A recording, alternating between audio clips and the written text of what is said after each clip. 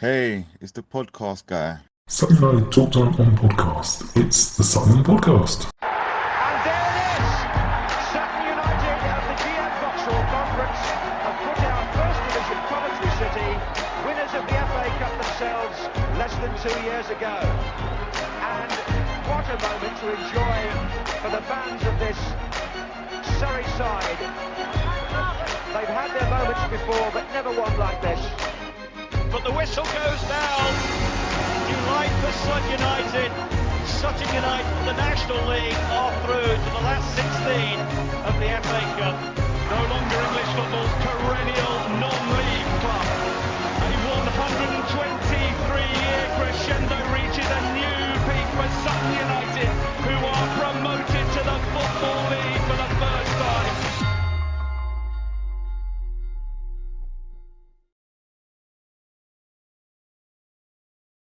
Hello and welcome to another episode of Sutton United Talk Time on podcast. It's the Sutton Podcast in association with Lucky Star Gin. I'm your host Mike, and today we have Dan with us on the panel. Well, as a guest, it's Dan. Afternoon. We are going to cover the FA Cup defeat at Plymouth Argyle. Sorry for the spoiler if you didn't know already, but why would you be listening to this and not know it? And look forward to the visit of Barrow. I guess at the Barrow game we're expected to. I think that's the way football is now. We're supposed to boo the guy who got Harry sent off, or boo the guy who waved him off. But like many others, probably don't remember which one was which, and don't give a shit, to be honest, either. So that's pretty unlikely to happen. So we've obviously, as always, loved the engagement, loved the shares, likes, retweets, and all the rest of it. And thank you to everyone who does it on a regular basis. It is really, really appreciated. Dive straight in, Dan. 5 minutes ago, I think it was on you. You were last. So... I'm going to have to start to have like a, make it the Mike and Dan show, I think. Yeah, I mean, you did say to me a couple of weeks ago, I know exactly what it's like when things are struggling, so no one jumps forward. So yeah, really God, yeah. Yeah, well, I know exactly how that works. But I was off Twitter yesterday, so I didn't see any dramas or anything. But you were just telling me a little bit about the travel back, so we'll come back to that one. But any dramas on the trip to and from? Not really. I mean, I think everyone was a bit worried because there've been massive delays with the weather and everything the day before, because a few of the Friday travellers struggled. But yeah, we got in about half hour late into Plymouth, and then we just went down the Barbican area and did a load of pubs, cabs to the ground. So yeah, it was all very quick fire. There wasn't a lot of time for sightseeing or anything like that. It was in, oh, that looks nice, pub, and then the game. So yeah, it's good sort of Tony drama. So ladies' match is ongoing. So I left at half time. We were 2-1 up, and if you haven't seen the retweets yet, there was a bit of a. It didn't actually delay the match, but there was a bit of a delay with a cat on the pitch. I did see that. It was a cat that looked like it had done this before. It definitely didn't want to come off the pitch, and it scratched Chloe's arm apparently quite badly. She had to go off and get some treatment on it. And at one point, Ahmed said, "Oh, the cat's nice subdued over the other side. People are giving him treats and some food." And I'm like, "Yeah, and that's exactly why this cat has done this, because he knows if he goes onto the pitch, someone's going to give him food. He's not stupid." But they were winning as I left it just after half time. Cool. Don't forget to book your coach travel. And the other couple of bits of news, we'll do the easy one first, is 35 years ago today, it was that match, which I didn't go to. I'm a good boy and said, no, someone else deserves the tickets more than me. And another tiny bit of news to come out of the club yesterday was we have a new manager, Steve Morison, with only one R, everybody.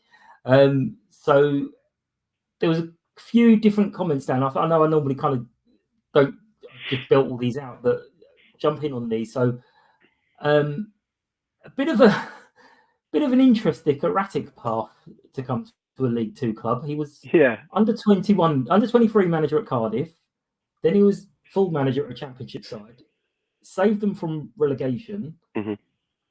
Then had a very high turnover of staff, of players. I think his interview said he was tasked to get rid of 17 players, bring in 17 new players, and within 10 games, they weren't doing badly. I think they lost the 5 of the 10, but they still were in touch. And the chairman decided to get rid of him. Yeah. And then he's gone down to Hornchurch, 3 divisions below us, Ishman League, and 1 defeat in 22. So, yeah, it looks an interesting appointment. Interesting, yeah, is a good word. He's probably obviously, I don't know everything, and I'm quite clearly make mistakes on these things, but I'd say he's potentially our first international player as a manager. We would imagine. But there were a couple of comments. I don't know if you saw all of these or any of these. There was one Cardiff fan who mentioned that he should not be judged on being sacked at Cardiff because the chairman is a, quote, nut job. So you couldn't, that cannot be counted.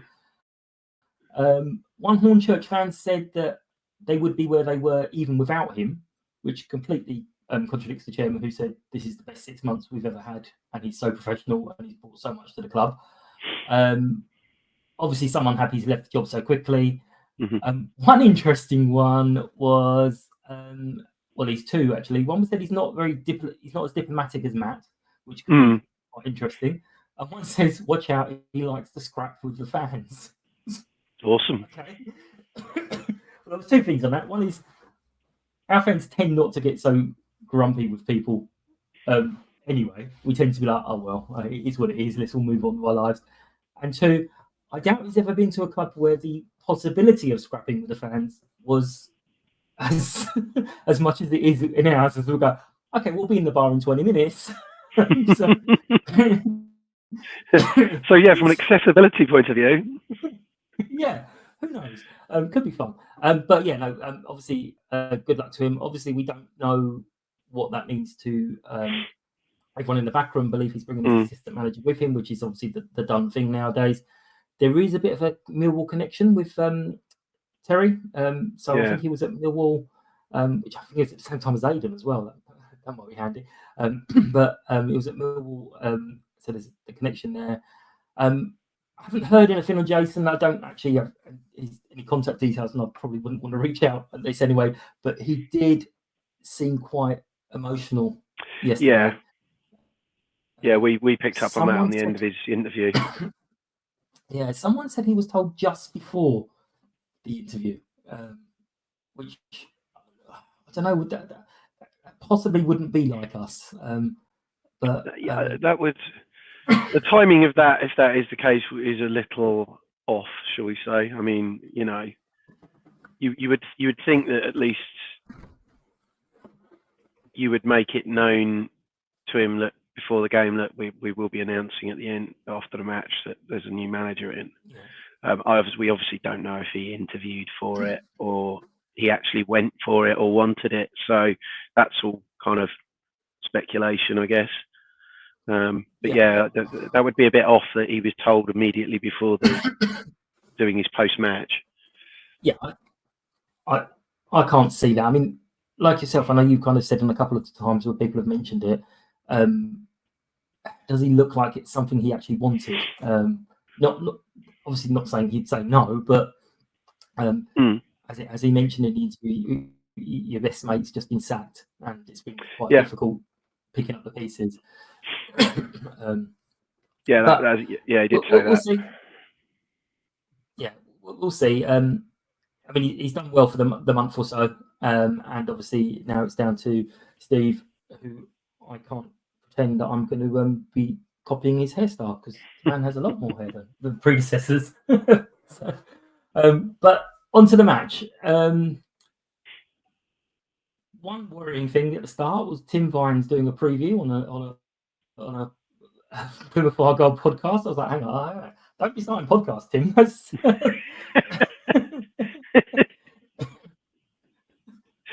did. I haven't watched it, but I did see that pop up on my socials. I was like, oh, well, the way I saw it, mate, was they've asked you, and you're like, oh, I can't be bothered. No, it wasn't actually. It was. So yeah, he's done you a favour there in some regard. Yeah, exactly.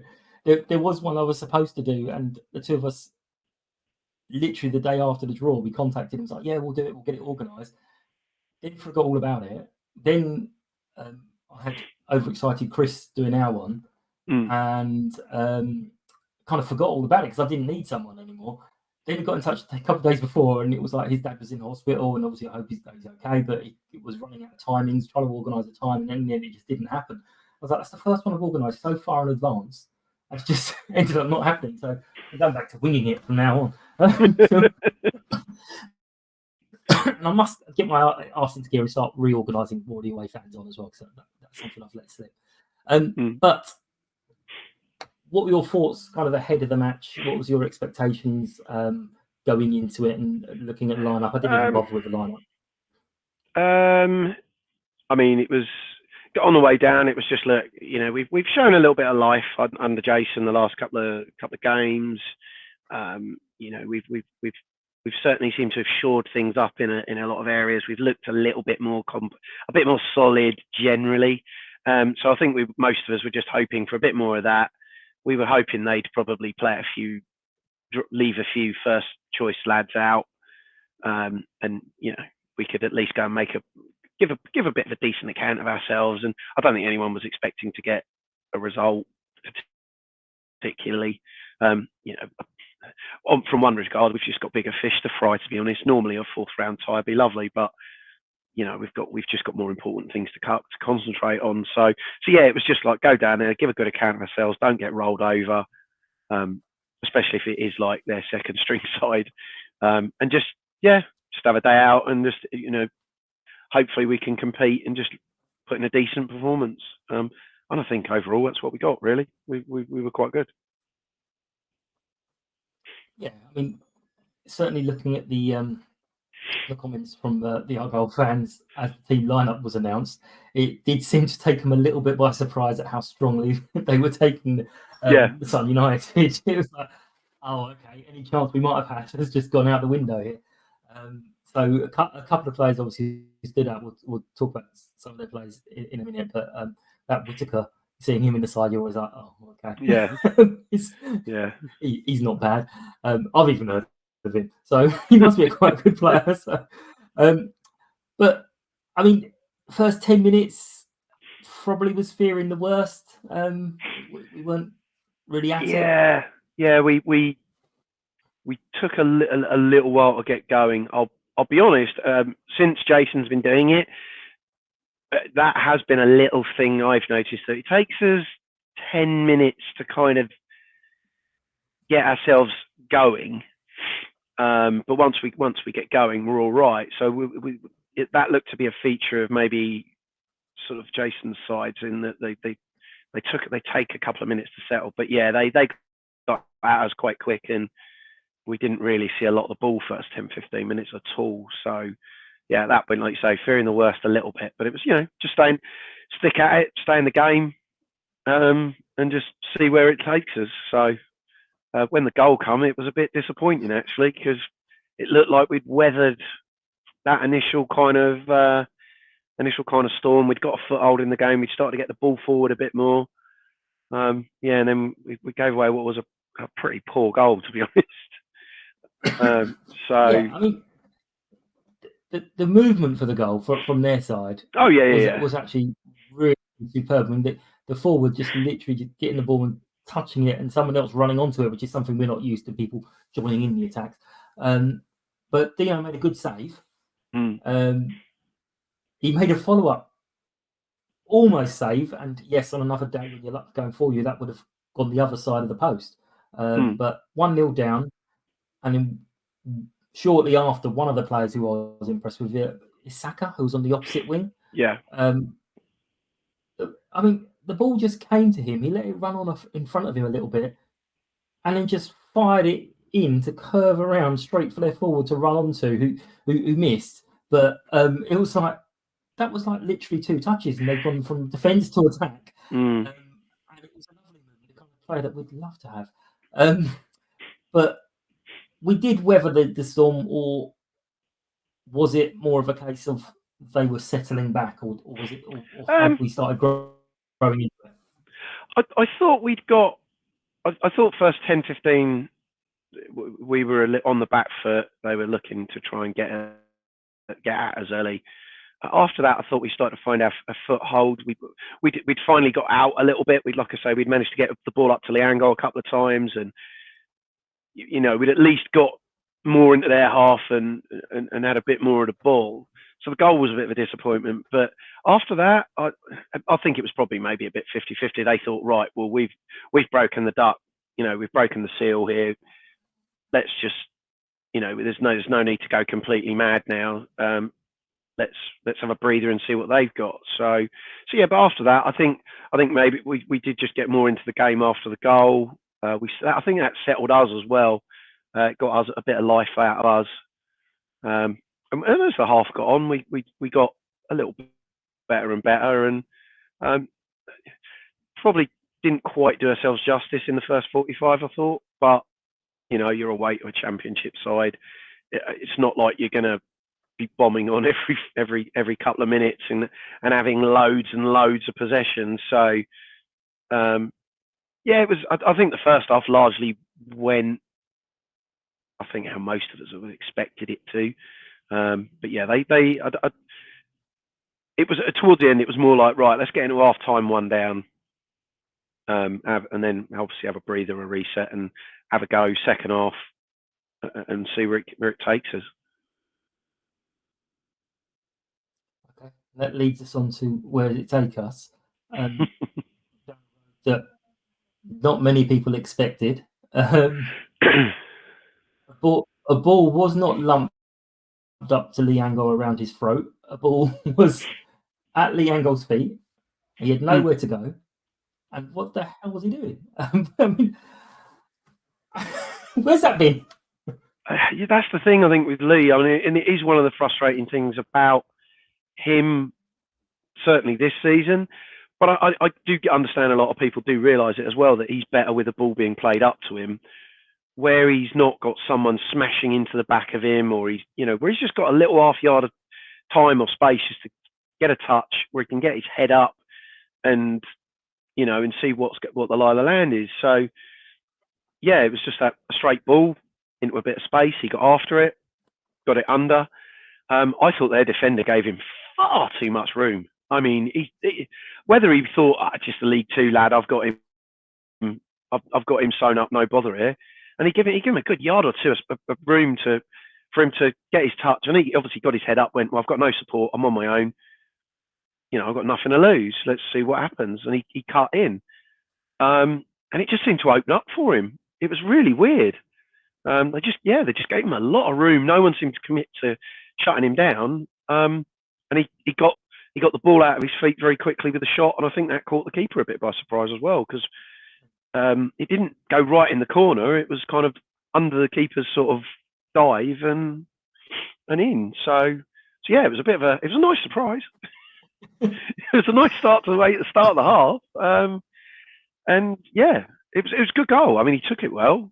Like I say, I think they gave him a bit too much room, but sod it.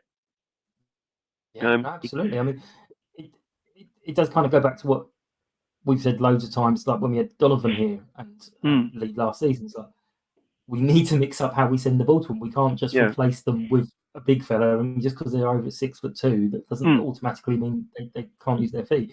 And then Donovan went off and started scoring loads of goals early in the season. Yeah. I know you're going to disagree with me, and I know lots of people will, but the penalty, you got to hear me out. I think Josh did get the ball. He clearly won the ball first. I think it probably would have been a goal anyway, because it landed at the feet of someone completely unmarked about to shoot. So I don't think the outcome was any different. I do think Ben thought it was a rash challenge because of the way he reacted straight away. But what was your thoughts on the penalty? I mean, obviously it was far end from us at the time, so we weren't 100% sure who'd made the challenge. So it looked a bit of a, why did you make the tackle there in the box? And having now watched it on video, Yeah, I'd say it was a pen. I mean, he got the ball, but the problem is these days you can't challenge from behind. You know, it's you do that in the box, the bloke's going to go over whether you win the ball or not, and then you're at the mercy of the officials having to make a decision. So, and it was right under the keeper's, the ref's nose anyway. You know, he was looking right at it when he did it. And like you say, you could see from Ben's reaction and Josh's own one when he got up was like, "Oh, got the ball." Yeah, you know if people are jumping up, and the first thing they're going is ball. You know you're probably in trouble. It was annoying because the penalty came. We'd had the goal. We'd had a really good spell in the game. The goal really woke us up. Really gave us a bit of life, and I think they didn't deal with it very well. So there was like a 10-minute spell there where we were well in the game. We were causing them problems. We were asking them questions. And I think that was probably the first time they'd actually got out and got a ball in our box since the goal. And it was just frustrating that we lost that one man and we've made a slightly rash challenge and given them a really soft into the game. And it was frustrating. But again, it's when you're playing sides 2 divisions above you, it's that speed of thought, that speed of movement, that speed of feet and the pass. If you aren't on your toes and you aren't alive to it, then you're going to get caught out. And unfortunately, Josh did. So yeah, it looked a pen at the time, and I haven't seen it on video. Yeah, it's a pen. I mean, you can't tackle from behind like that in the box. Yeah, I mean, we saw both sides of Josh because there was that fairly rash challenge, and as I said, even if the ref had given him a benefit of the doubt, playing the ball like that across your own goal is always going to be a risk anyway. But then I think before the penalty, even he had a great run into the box and he sent this lovely little cross that the defender kind of had to deal with, and it was one of those that it's happened to us where at the wrong end of the table it could have gone into the net and managed to clear it. So he it was one of those, I think I'll say. He certainly came alive second half. I thought he was terrible first half. He didn't give us an out. He just again looked a bit lost. But second half, maybe he just the lads had a chat with him, the management had a chat. And the second half, he was much better. And that's more the Josh Coley got second half yesterday. He's obviously the player that Matt thought he was getting when he signed him, and that's the kind of performance he needs to put in more often. Really, if he's going to play a part in getting us out of trouble. But yeah, first half he was pretty anonymous. He didn't really give us anything. But yeah, he was good second half. Yeah, I mean, and then Dino got a hand to the penalty, but he was going the wrong way. He just stuck his hand out. But again, one of those could have deflected out. The third goal again, well, that player Whitaker, he's very good. Looks like it was a deflection. Yeah. We over. But so all 3 of their goals could have been to the other side of the goalpost. Could have been a save at a penalty. Could have been a flick goal. Story of our season, really, isn't it? You look at the goals we've lost a game, and you look at the goals we've let in, and it's like, oh, really? They were all kind of on another day, or if you just did something slightly better or quicker, could have been avoided or stopped. The third one was just took a big flip. Rob's trying to get the block in, and it's just taking a massive deflection off of him, and just looped over. So, funnily enough, there was someone on Twitter last night where I tweeted out that it had set a big deflection off Rob Milsom, and someone replied going, "No, it wasn't a deflection at all." Bloody was! I was 120 yards away and I could see it was deflected. What were you watching? But no, he as I said earlier, he's definitely a good player. I think he's their record signing at £1 million. To be able to spend £1 million on one player, eh? God dear me. Well, he seems worth a bit more than 3.3 easily strikers. I'm going to be honest. It definitely seems a bit more than the striker we're definitely getting. But yeah, I mean, this was a championship side. The Leeds side we played and we beat were not a championship side. They were Oh no, I mean, they were a championship side. When you see this lot, you're like, oh, okay, yeah, you're struggling. Oh my god. So, but what were your kind of final? I mean, there's other bits to talk about, but your sort of takeaway from the match was it we didn't expect to win, a bit of a boost, or saying, and I think you made the point to someone that second half performance is what we now need them to be doing. So is that kind of your final thoughts on the game, or? As we said, we didn't expect to get a result. We hoped that they would, as I said earlier, we hoped they'd rest a few. They decided that their new gaffer was there yesterday as well, and apparently was on the bench as a coach. So he obviously was having a bit of input. They obviously decided, well, look, the new guy's here. We're not going to rest anybody really. So yeah, it was always going to be a tough ask when you saw the strength of their side. But yeah, again, it was just we gave a good account of ourselves. Our second half performance, I thought, was really good. And that's more like that second half performance was a lot more like we know this squad can do what they can produce with everybody available. We know there's a half decent squad in there, and that they can do that. We just need them to do it more.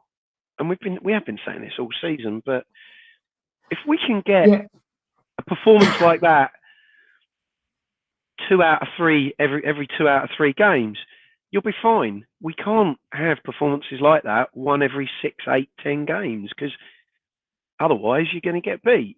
If we do that, most weeks, we'll be fine.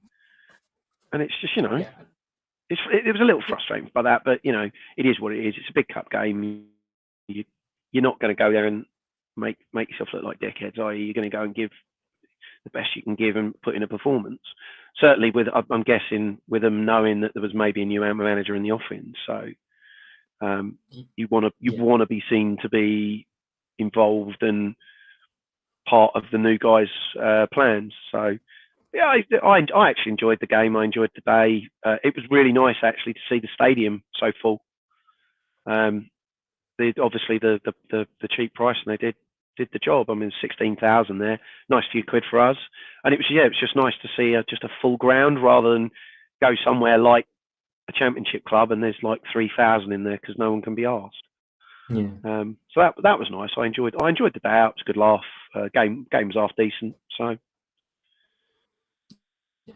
No, I mean you hit nail on it with the frustration with if the players were awful and we were going expecting to lose, you're kind of like, oh, okay, well, we're accepting our fate here. But with the players, you're like, you shouldn't be losing these games. That's where it's starting to get the frustration coming in. Well, not starting, it's been a while, but on that, the player ratings, just did them this morning. Oh, hang on, that didn't open up properly at all.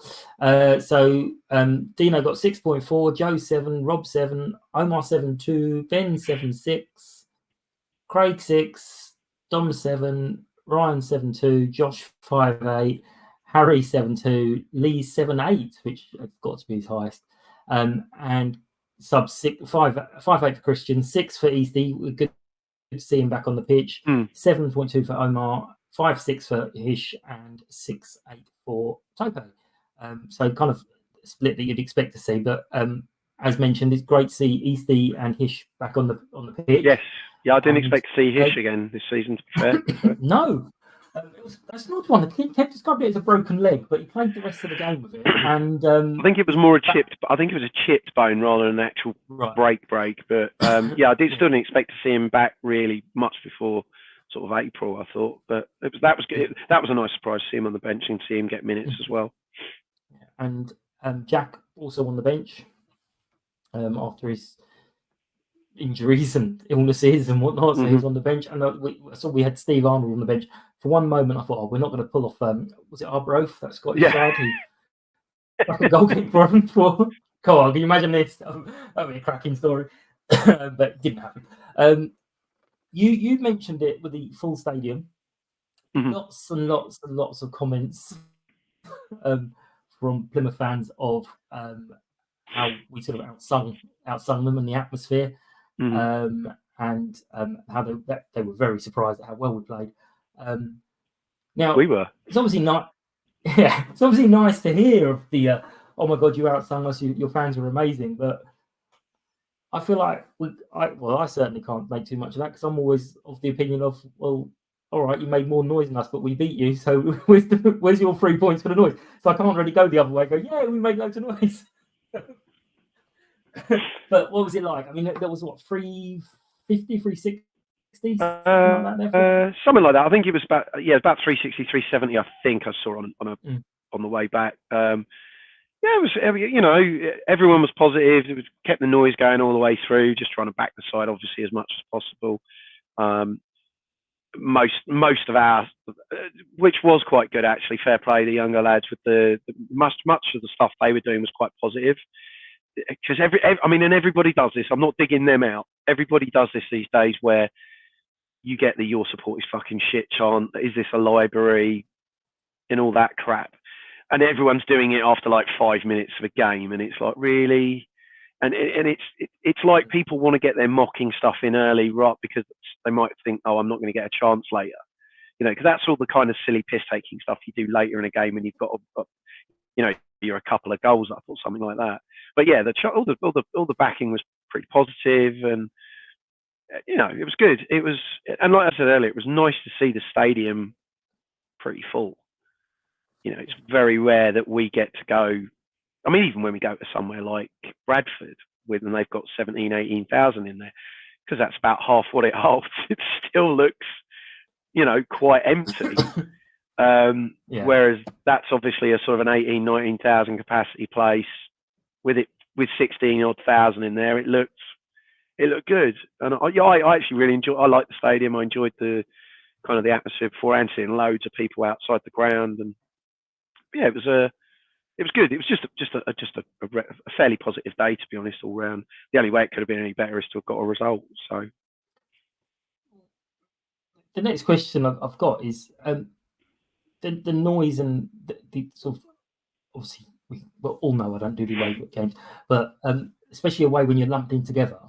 Do we feel that inspires the players, gets them going, or do we feel that, hang on, it's down to you, do something to get us going? I know it's a question everyone asks all the time, but it's definitely a two-way street. I won't deny that. I mean, because there's games where, certainly there's games this season where we've been away and we've been just dreadful.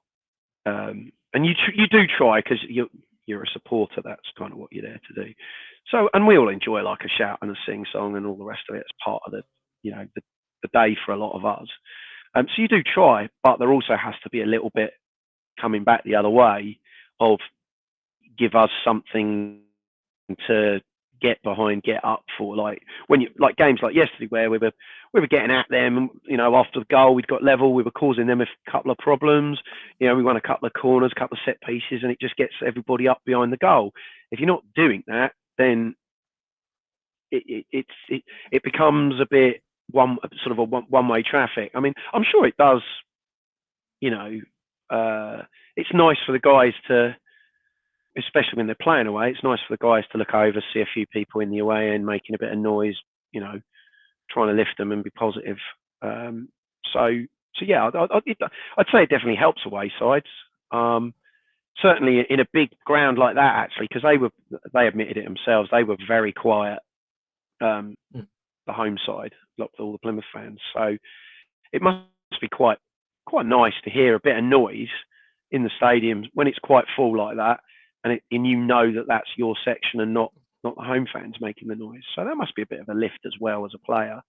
I'm not saying it's going to give you superpowers and drive you on and things like that, but it's a that's the thing with these sports. It's all confidence, isn't it? It gives you a bit of a lift. If you're a bit tired, but you can hear those guys, us idiots making a bit of noise. So you think, gives you a little bit of a second wind and stuff like that. So yeah, it does help. It's one of those that feeds off each other, I guess. Yeah, definitely. I mean, I do remember one game. I can't remember who it was or which game it was, but we weren't playing particularly well. And one of the players was trying to G the crowd up by giving all that come on, and everyone just gave him stick. Going, no, you need to give us something first. But it can help as well when the players are playing well and they're pushing themselves, and then they turn and come on, keep going.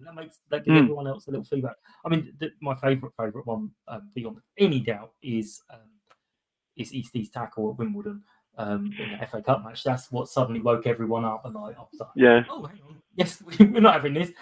So yeah, it definitely can help, and lots and lots of comments yesterday, including comments, Dan, about the drum. Now, I don't mind it at Gander Green Lane, mostly because I can't really hear because of the way the sound travels. So it's like, yeah, go for your life, just stay over in that corner over there.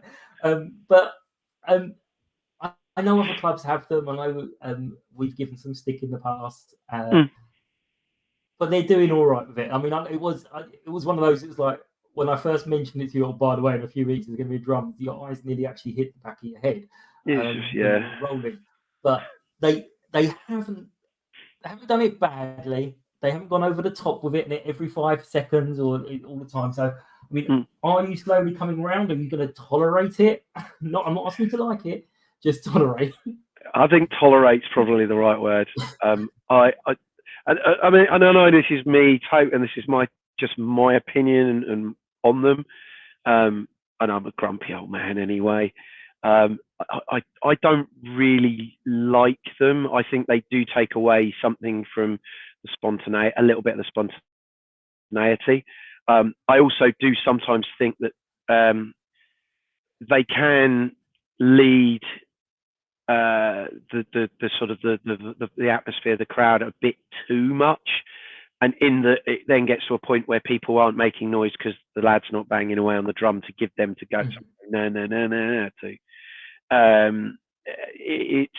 mean, again, it's one of those things that you can come up with positives for it and also negatives for it. The thing I'll take from it is that they're invested. You know, I'm an old fart. I've been watching this lot 40 years. I don't like drums, but if they're invested, that's what gets them going up for games and making noise. And definitely at home, we need more of a set atmosphere. We need, there to be a bit more identity at Gander Green Lane in that regard. And if it gets them going away more as well, and it gives us more numbers on the road, then again, I'm all for that. I think tolerate for me is probably the right word. And as we were speaking when we came on, they were lads in our carriage on the train home, and we all got on and were like, wag the finger at them, don't start with that shit on here. And on the way back, there was Johnny and all that lot, and they were all trying to come up with a song for Steve Morison because obviously the news had come out by this point. One of the lads was just tapping out a little rhythm on the drum. They had it on the table. It wasn't banging it. It was just a little tap just for them to come up with a song. And sat across the aisle, there was this woman, and I was looking down the aisle straight at her, and she was absolutely fuming. You could just see it. Her face was all like properly. And she was looking at. I should have taken a photo of it. Because Steve was sat next to me, and I'm like, sorry, Gareth was sat next to me, and Steve was there, and Steve and they were like peering around the corner and just pissing themselves laughing. This woman how she put up with it for about 10 minutes or so before she finally went over and went, lads, can you stop that? It's really annoying. We were just with a can of beer and munching on our crisps, giggling away about 6 rows back. That's about the only time I have anything really positive to say about a drum involved at football.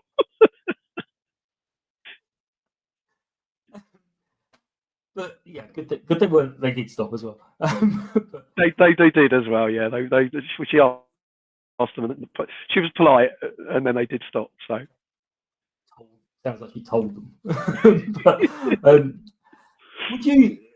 I mean, this is cringe, and I don't even want to say the question, but would it be worth people organising to get to like plan, like say, go for a game on a Thursday or something, and go, right, let's get ourselves organised with some of these chants. Let's get something sorted. I know, but it has worked in the past. Like you've got big clubs like Arsenal and Palace invested in doing this years and years ago, and people mocked them. People at the time were like, "Oh, that's awful," But now Palace, especially, everyone's like, the atmosphere is amazing. I'm I not think offering to do it. I think the one problem with if they wanted to do that, I mean, fine. That's again, if it keeps those guys invested, that's fine. I'm all for that. You can't gatekeep. I mean, we can be old and grumpy and miserable about it. Don't get me wrong. So they're grumbling over bloody kids, but I think the problem at the moment is with the way that Gander Green Lane is there's no way they can really kind of claim as a little area for themselves and that be kind of the home end, which is what you get at this level of football. We're still used to that non-league Gander Green Lane where you can go pretty much where you want once you're inside the turnstiles. I believe that's changing next year, where the new stand will be up down the rec side and you'll be going in via a turnstile and you will be in that section of the ground. You won't be able to move around. So that might help as well. I think once they can kind of claim a little area of their own as their home section, that for the home fans, for those lads to go with their drum and they all stand together and they've got flags and banners and whatever, then I think that would help certainly them, and also just that way people know where they can, I fancy a bit of a shout and a sing song. I go to that stand today. If I want to be, I'm hungover and want to be miserable, and I go down the other side. So it's I think it will help at the ground, but we do need to get that sort of structured separation in place for them to claim an area and make it their own, really. Yeah, I mean, there was talk, I don't know what's going to happen this year or next year, of the away end being put back as the home end, and that would definitely, that whole area there, because you've got the nice covers and can hear everything and make a lot of noise. And that's why away fans think they make a lot more noise than they actually do, because it echoes around. Yeah. So, yeah, that would be a good idea. The only thing, as you mentioned, with you're kind of in your own section, is you can't do the thing I thought we should have done years ago and been like literally like the child snatchers. Whenever you see anyone on their own or in pairs, go, right, come, go to the noisy end, gather everyone up. In you go. No, you have no choice in the matter, young man. Get in there and make sure and shout. But we will move on. We have a game which I don't mind it if this week takes as long as possible, because by the time the next game kicks off, I'm going to be 50. So this week can take a long time. So how can we win this game? Obviously, Barrow doing well, us not doing well. It's the manager's first game. He's got a week with the guys on the pitch, on the training pitch rather. So how do we get into this game? We've got, again, still no Smithy. I don't think we've heard anything about this additional charge yet. A lot of people seem quite confident it's only going to be a fine. I'm not sure where that confidence comes from, but he's definitely banned for this one and one more. And who knows any more than that. So what do we need to do for this game? I mean, well, I suppose it's down to what Steve Morison wants to do and how he wants to approach, how he plays. I mean, we've obviously got so used to seeing, the sides of Matt and then Jason putting out. I wouldn't be amazed if there's maybe a fresh face in by Saturday, if he can get it. He might have someone in mind that he might want to just bring someone in to freshen things up. But obviously, I don't know what he's seen of us or what he's watched of our games. I think if he just wants a straightforward start, is do what we did yesterday. That side. If we can get that side and get a good start out of us and cut out the silly shit goals, I don't see why that side couldn't be more than competitive against Barrow. They're doing really well at the moment. I mean, to be honest, from the game up at theirs at the start of the season, I didn't think they were particularly outstanding. But obviously, their league position doesn't lie. So I think if we can think we've got to play well in midfield. Certainly, we've certainly got to start playing better there. But overall, I think if we can put in a performance like we did yesterday, then we should at least give them a game. I don't expect to beat them, but again, it's one of those ones. If you can just keep the points ticking over, I'd take a point on Saturday and then move on from there and allow Steve to get his influence and his ethos across to the squad. We've mentioned the injuries are starting to clear up a little bit. You've got potentially a midfield of Gape and Eastie. I'm not saying that will be, or they could do 45-45 if they want to keep them fresh. Who knows? But yeah, I think Aiden pulled up injured. Yes, Friday I think it was, but he didn't sound too serious, or maybe Jason just wasn't really that interested in explaining any further. So it could be Aiden and Angol, who, to be honest, is the partnership I would have been looking forward to this season. I would have actually been looking forward to Smith and Cashket, and then Angol and O'Brien kind of swapping with each other, because I just thought that had different thoughts and different problems for defenders. But yeah, it's one of those that you're like, okay, what is he going to see at training? Is he going to see the togetherness and working really, really hard, or is he going to come out and go, yeah, no, it's not. I need 17 new players. That is the thing with him. I mean, he does sound to be personality-wise different to Matt. It sounds like he's not afraid to, should we say, state his case. So I think it's going to go one or two ways, isn't it? So, I mean, it could be that he comes in and says a few things that need to be said. How are you down where you are? So yeah, it's going to be interesting. It'll be a good marker if nothing else. They're playing really well. They're going really, really well. It would be a great statement to put in an incredible performance, turn them over. It'd be a brilliant 3 points to get us rolling, because we desperately need a couple of wins. But like I say, it would be a bit of a statement as well. Yeah, I mean, that leads on to what are the potential implications. I mean, they're doing well. We're struggling. It should be them getting some points from us. Is that the end of the world, or are we expecting him to just hit the ground running and people be disappointed with him if he doesn't? I think if you're expecting that, you're going to be that's a bit harsh. You've got to he's going to have a week to work with the squad. Yeah, I'm not expecting him to. I'm not demanding, you've got to go and beat Barrow. I would just basically take it the point of view of just don't get beat. Performance, don't get beat, is your two basic building, your two starting points.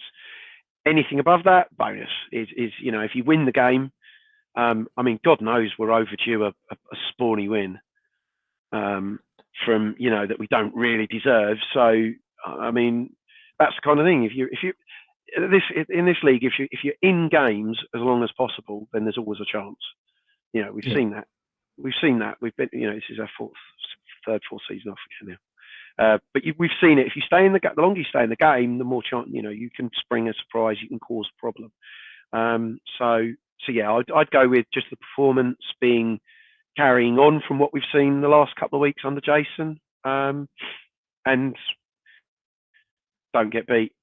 If we can just stay in touch with the sides around us, because everybody's changed manager now, so it's form the next probably 4 or 5 games is going to go out the window a little bit, I think, just because while everybody settles into their new jobs and gets their sides doing what they want them to. So yeah, it could be a bit wacky the next couple of weeks. Yeah, you mentioned the sides around us. I mean, we did go bottom, but I think the results actually went quite well for us. I think Forest Green and Salford drew, so we can gain ground both of them. I'm still maintaining Swindon are in this. I think they drew with Colchester as well, and Doncaster I think lost. I can't remember now. So the results didn't go too badly for us, although we have gone back to the bottom of the league. But Yeah, it's only by goal difference. I mean, that was the one thing I was looking at the league table on the way home yesterday that surprised me, was that Forest Green have only got a goal difference. I think it's only 3 or 4 better than ours. And when you consider that we've got the worst defence in the league, is okay. You know, it's so when you look at it, it's yes, we are black bottom, but it's not fatal. We're not dead yet. We're still in touch. You know, it's still more than doable. So, and there's still plenty of games to go. I don't think we're going to just piss our way up the league now and be safe with it by the end of sort of February. But hopefully Steve can get the side going and we can start picking up a couple of wins.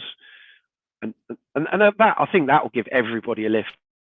If we can just string a couple of wins together, put those points on the board, and then suddenly it just looks so much different. Exactly. I think I said it about 3 weeks ago. For the way we've been playing and the results we've had, we should not be anywhere in touch.